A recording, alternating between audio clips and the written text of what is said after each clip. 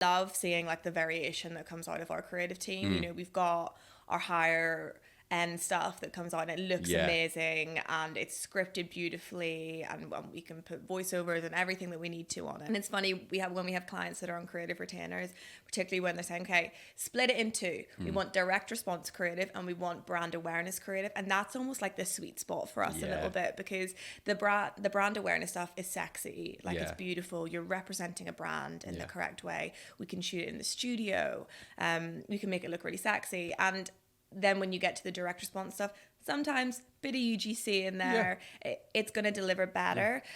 I think it depends what kind of stage of the funnel you're looking at, but I think the sweet spot of both of your sort of your UGC shot content, where you shoot it with an agency or in-house as a brand because you control the narrative there, and this higher end stuff. If brands are putting that out into the world across paid, and then they're also topping that up with organic content that's algorithm optimized, I think that's where they're going to get the best out of their video. Yeah, I think that's where I think most of our clients we're sitting with at the moment. You know, when I first joined, it was, 80-20 mobile to camera. I think now most projects we work on, it's about 50-50. You know, we'll always have, and it's exactly like I said, they're there to sort of complement each other and sort of work at different levels of the funnel. But that in itself presents another challenge for the creative team, I think, is kind of looking at something and going, okay, what should I film this on? Yeah. Because by default, creatives are always going to go, let's film this on a camera. Yeah. And sometimes it's not No. the case, and sometimes, mobile is best sometimes Yeah, for and social. There's definitely, on the latest shoot we did, there's definitely reels in there that were sort of proposed. And I was thinking back to when I first started, I would have gone, that's camera. And that's because I was looking at what we were shooting, not the context of it. It was just the content of it. It's like, this is going to look really good because we can get, different color grades going when it changes colors. We can do this, but you actually go and hang on, but what's the purpose of it? So you have to, it's quite, What are you trying to get people to do?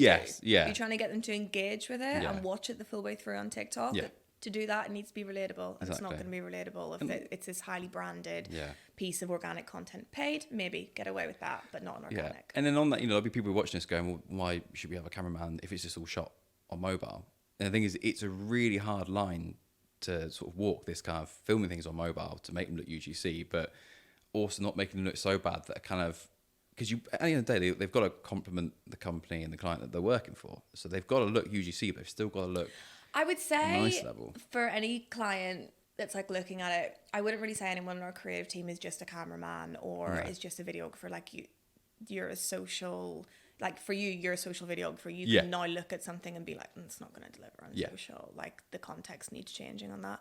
And it's the context that's the important part. So yeah, I think it's been interesting. And I think that's something that kind of sets us apart from other creative industry agencies, is that everything we do is socially optimized and it depends on the platform. And so you have to kind of rip the ego aside of it and be like, sometimes you have to take this massive creative idea and you have to pull it in and say what's going to work on organic social. And sometimes you have to lift an organic social idea and be like, how can I make that applicable for YouTube and these other higher end platforms? So it's been interesting.